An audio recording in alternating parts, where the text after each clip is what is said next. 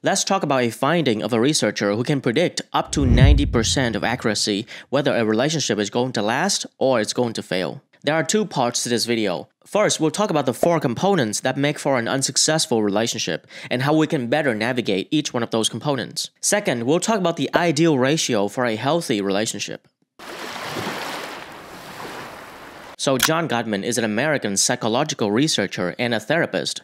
He's known for his work on relationships analysis for the past 40 years. Over the years, he has studied and observed hundreds of couples, and he noticed the 4 biggest predictors of relationship failure with over 90% accuracy. He calls them the 4 horsemen of apocalypse. I know it sounds really fancy, but these are just ways that we communicate during difficult times. These are criticism, contempt, defensiveness, and stonewalling.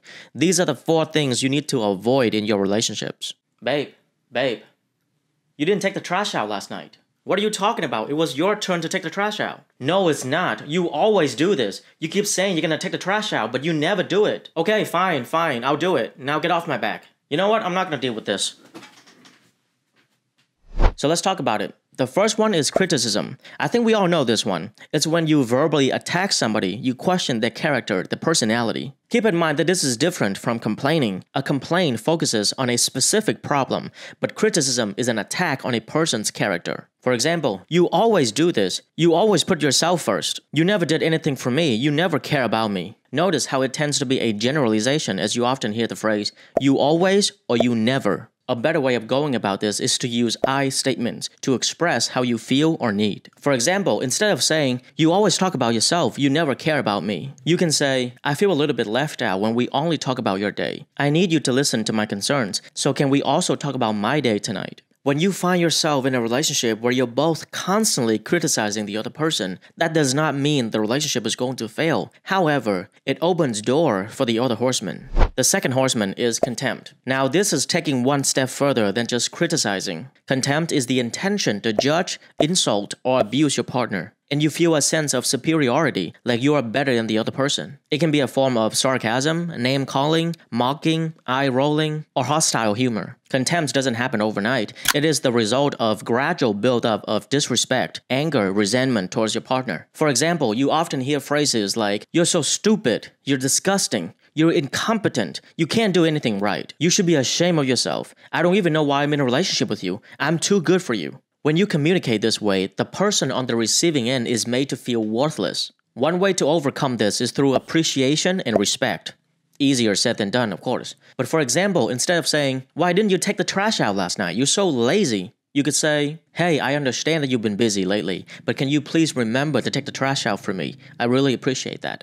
According to Gottman, this is the worst one. Contempt is the greatest predictor of divorce. And it makes sense because if you talk down to your partner, that means you don't respect them and you can't have a healthy relationship without a basic foundation of respect. Next, we have defensiveness. This is a form of not taking responsibility. Usually, it's a response to criticism or contempt. Now, it's reasonable that when your partner insults you, you want to defend yourself or sometimes play the victim. But when you have one person blaming the other one, and the other one putting their guard up trying to defend themselves, nobody is taking responsibility. Very often, you escalate the conflict rather than resolving it. For example, let's say your partner complains to you, did you clean the garage yesterday like you promised? And you go, I was too busy yesterday, you know how busy I am, why didn't you just do it yourself? Now in this case, you're not taking responsibility. You're making excuses and blame your partner for your behavior. Obviously, this is not going to help anybody. So instead of being defensive and blame your partner, you can say, you are right, I said that I would clean the garage, but I was too busy yesterday. I'll get to it this weekend. By taking responsibility on your part, you prevent the conflict from escalating. From there, you can work together to find a solution. I know this is hard because when somebody is criticizing you, it's very easy to put your guard up and ignore what they're saying. But you have to keep an open mind. Try to understand their perspective because maybe they're right. The last horseman is stonewalling, aka the silent treatment. This is when you stop engaging with your partner. It usually happens when you're feeling overwhelmed, so your reaction is to shut down, stop talking, and disengage. Now, it takes a little bit of time for the first 3 horsemen to become overwhelming enough so that stonewalling is reasonable. And when people stonewall, most of the time they're trying to be neutral, to not make things worse. But they don't actually realize that stonewalling itself is a very powerful act of showing disapproval. A very effective way of overcoming stonewalling or the silent treatment is to take a time out. So instead of ignoring your partner, you tell them, "Hey, I know that you want to talk about this, but I'm feeling overwhelmed right now and I need a break. Can we talk about this in about an hour?" By taking a break, you're doing 2 things. First, you allow your emotions to subside. Because if you are emotionally overwhelmed, you might end up exploding at your partner, and that will get you nowhere. Second, when you're feeling overwhelmed, you're unable to think rationally, and you're not going to have a productive discussion. So take a break, do something that is soothing to you, like listen to music, reading, cooking, going for a walk, go to the gym. Once you're calmed, then you can resume the conversation. I think this is an important conversation worth having outside of an argument. If you're somebody who needs time to process your thoughts and emotions, let your partner know, so that when an argument breaks out and you need to take a time out, they know that you're not ignoring them. Because if you don't communicate this, they're going to think that you're ignoring them, and they're going to start to resent you. And like we discussed, once you start building resentment, that is a very slippery slope.